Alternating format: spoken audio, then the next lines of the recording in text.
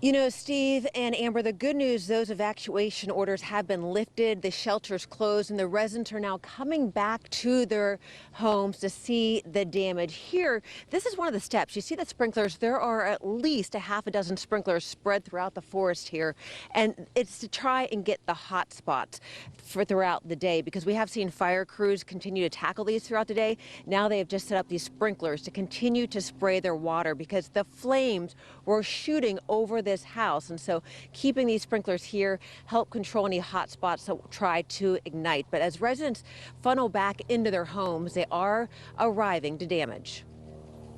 So, and you can see this is just like scorched earth, and the fence is just melted from the heat. The fires having no mercy on Mike Abel's fence that once surrounded his home. This is burnt completely, this palm. The shrub survived because it was behind the fence, and the fence like kept the fire off of it as it melted. The trampoline along with the siding on his house also damaged by the flames, but since he was at work when he first evacuated, his biggest worry was still inside his home, his dog Bowie. I didn't know that he was okay until I have a security camera in the front on the driveway, and a firefighter stopped in his pickup truck because there were flames on my front yard, and he's like literally pounding them out with his feet, and I could hear Bowie bark through the camera microphones. That bark giving Mike hope, and after the evacuation orders were lifted from Mike's neighborhood, he was relieved to see Bowie. He was pretty terrified. Now reunited, Mike says he's thankful, considered the magnitude of the fires and how close it came to his home. I mean, it's horrible, but I'm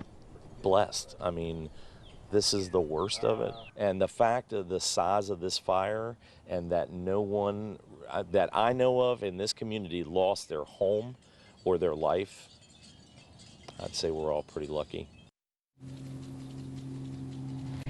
And pretty lucky is what we continue to hear from homeowners.